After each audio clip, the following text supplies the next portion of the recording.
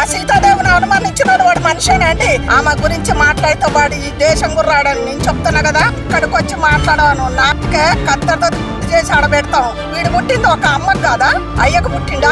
నాయక కాదు, వాడికి ఎక్కడ తీసి అక్కడ పెడతాం. అది మాత్రం నేను చెప్తున్నా. వాడి కాదు, వాని అబ్బకు కాదు, ఎవ్వడికి భయపడం.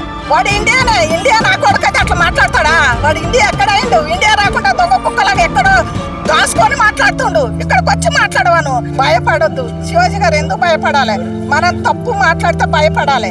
ఎలా చూడొచ్చు అంటే వాడిని ఒక కుక్క గజ్జి కుక్కలాగా చూడాలి. సీతాదేవి గురించి వాడికి ఏం తెలుసు అండి? వాడు ఎక్కడో అమెరికాలుండి మాట్లాడుతాడు. అమెరికాలుండి మాట్లాడినంత కాదు, ఇక్కడికి వచ్చి మాట్లాడవాను. నాలుకే కత్తెరతో కట్ చేసి ఆడబెడతాం. కొడుకుని ఏమనుకుంటాడు వాడు? సీతాదేవి అంటే ఏంది? ఆమె భూలోక మాత, ఒక అమ్మవారు. ఎందుకు ఇంతమంది ఆమె కోసం ఇప్పుడు భద్రాచలం లక్షలాది మంది పోయినరు? ఎందుకు పోయినరు? దేవతని అనుమానించే అంత ఓడయిందా వాడు? వాడు ఈ లోకంలో మట్టి కొట్టుకొని పోతాడు. అన్వేష్ గారు ఇక్కడికి రావాలి. ఈ రేవంత్ రెడ్డి కానీ అది బీజేపీ వాళ్ళు ఎవరైనా వాడిని ఇక్కడికి పంపించమను. ఎవరొద్దు, మేము చాలు. వాడికి ఏ పోలీసు వాళ్ళు ఎవరు అవసరం లేదు. సీతాదేవిని ప్రతి ఒక్కరు సీతాదేవి తప్పు చేసింది వీడు చూసిండా? వీడు పుట్టింది ఒక అమ్మకు కాదా, అయ్యకు పుట్టిండా? చెప్పుండ్రి. వాడు ఎక్కడో కూర్చొని ఏదేదో మాటలు గలీదు మాటలు మాట్లాడతారు. మీడియాలో కూడా వాడిని సమర్థించొద్దు. వాడిని బయటికి లాగాలి మీరు అందరు కలిసి. వాడు ఒక్కొక్క మాట ఎట్లా మాట్లాడుతాడండి? అది చూస్తుంటే మా రక్తం, ఏజ్ బారోళ్ళకే మా రక్తం ఇదవుతుంది. మరి మీకు ఎట్లా అవుతుందో? మన భారతదేశం అండి ఇది. మన భారత్ తీసుకోకపోతే ఇలాంటి వాళ్ళు ఇంకా ఎంతో మంది పుడతారు, ఇంకెంతో మంది పుడతారు. అట్లనే మన దేవుళ్ళని నిందించుతూనే ఉంటారు. ఇప్పుడు వేరేటోళ్ళు, ఇప్పుడు సాయిబుల్ని నేను ఎవ్వరు అనను. వాళ్ళే మన దేవతల్ని పూజించుతారు. మీకు అందరికి తెలియదా? మరి వాడు టోపాడు అంటే ఎట్లా ఊకుంటారు? ఈ పెద్ద పెద్ద వాళ్ళు కూడా, మీడియా వాళ్ళు, ఇప్పుడు కాంగ్రెస్ వాళ్ళే కానీ బీజేపీ వాళ్ళే కానీ. బీజేపీ వాళ్ళు ఎక్కువ సీతాదేవిని రావుండే కొలుతారు ప్రత్యేకంగా. ఎక్కడో సీతాదేవి భూలోక మాత, ఆమె గురించి మాట్లాడితే వాడు ఈ దేశం గుర్రాడని నేను చెప్తున్నా కదా. పదే పదే ప్రతిదీ ఎవడేదన్నా న్యూసులలో నేను వచ్చి మాట్లాడతా అంతే. ఏది ఓటు వేసిన ప్రతి మనిషికే హక్కు ఉంటుంది, మాట్లాడే హక్కు. ఎమ్మెల్యేలు పెద్ద పెద్దలు అయితేనే మాట్లాడతారా? అయ్యా మేము మాట్లాడకూడదా? మేము ఓటు లేదా? మాకు ఓటు హక్కు ఉన్నప్పుడు ప్రతి మనిషి మాట్లాడాలి. ఇప్పుడు వాడు దీనికోసం సీతాదేవి గురించి మాట్లాడొద్దు.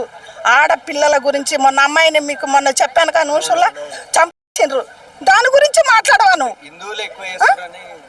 హిందువులు మీ హిందువులు ఏంది? మీ వాళ్ళ బతుకులు ఎక్కడున్నాయి? మన హిందువులే కదా ప్రతి దేవుణ్ణి పూజించటం. మరి ఎందుకు అనాలి? అంటాడు భారతదేశమే బాగా దారుణంగా తయారైంది, నాకు పిల్లలు పుట్టినా కానీ. వాడు విన్నానండి, వాడు ఎంత మూర్ఖుడు అండి. అప్పుడు దగ్గర ఉంటే నాలుక కాదు, వాడికి ఎక్కడ మెడ తీసి అక్కడ పెడతాం. అది మాత్రం నేను చెప్తున్నా. వాడి కాదు, వాని అబ్బాయి కాదు, ఎవ్వడికి భయపడం. ఆడవాళ్ళం మేము ఒక 10-15 మంది టీం ఉండు. ఇవాళ రేపు ఆడపిల్లలకు జరుగుతుండే మేము చూస్తూనే ఉన్నాం. మేమనుకుంటున్నాం, అరే చట్టం ఉందిరా, శిక్ష ఉందిరా, కోర్టు చుట్టూ తిరిగి అలసిపోయిన వాళ్ళు ఉండరు.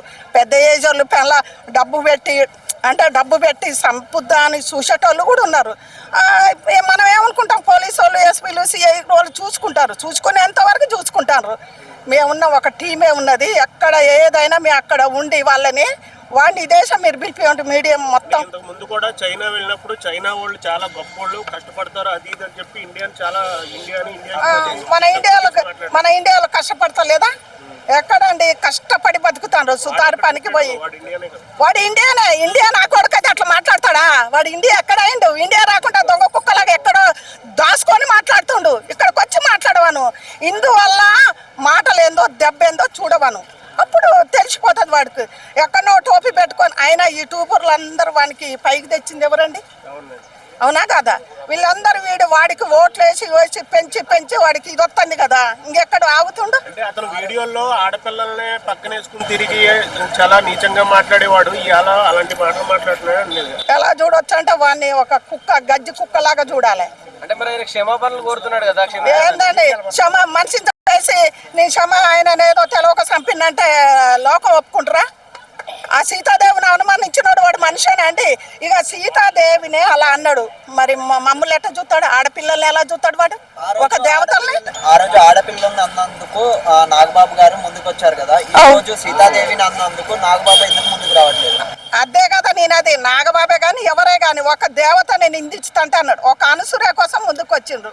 అనసూయ గురించి కూడా నేను అప్పుడు మొన్న మాట్లాడింది ఆమె బట్టల గురించి మాట్లాడాలి, ఇప్పుడు కూడా మాట్లాడాను. ఎవరిది వాళ్ళకే వదిలేయాలి. ఎవరి మనసులో వాళ్ళకి తెలియదా వాళ్ళ మనసులో ఏంటో. అతనికి భయపడుతున్నారంటారా?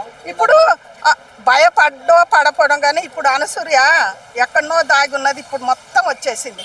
ఏదో వేసి ముఖం మీద వేసుకున్నట్టు చేసుకుంది అనసూయ మీద మాకేం కోపం లేదు. ఆమె బయటకు వచ్చింది. ఇప్పుడు ఇంతమందికి రాని పౌరుషం ఒక్కొక్క దానికే వచ్చింది.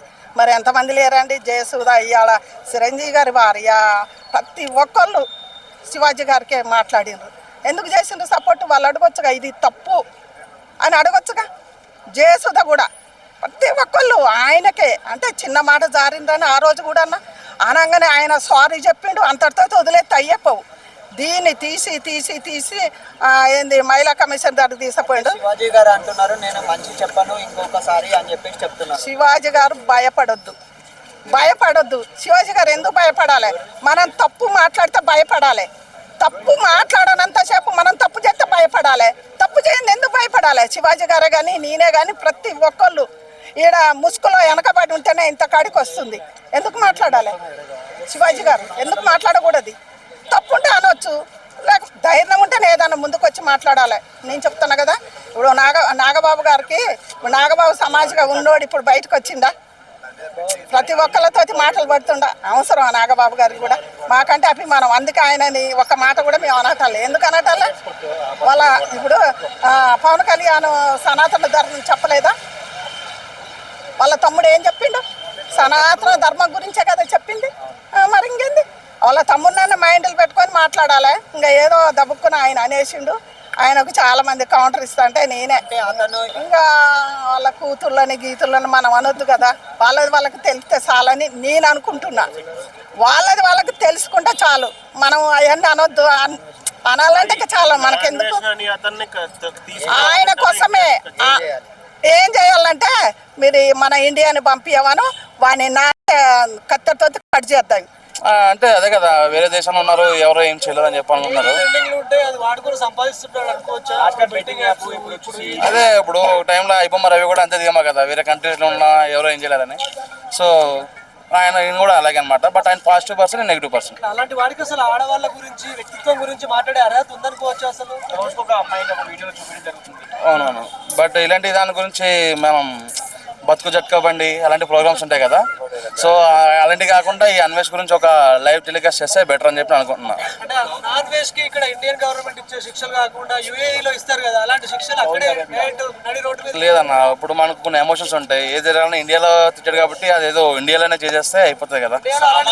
స్పందిస్తున్నారు, మామూలు ఎవరైనా సంఘాలు స్పందిస్తున్నారు కానీ గవర్నమెంట్ అధికారులు స్పందించట్లేదు ఇట్లాంటి ఎదవుల మీద. దాని గురించి మీరు ఏమంటారు? అంటే ఇప్పుడు ఏదో చాలా మంది ఉంటారు కదన్న, గవర్నమెంట్ డైలీ స్పందిస్తే కనుక గవర్నమెంట్ అన్ని పనులు మానేసుకుని వాళ్ళ మీద దృష్టి పెట్టాల్సి వస్తుంది. మేబీ దానికోసమే కదా ఈ బతుకు జట్కా మండి అలాంటి. ఇప్పుడు రోజా గారు కొంచెం దీని గురించి స్పందిస్తే బెటర్ అని చెప్పి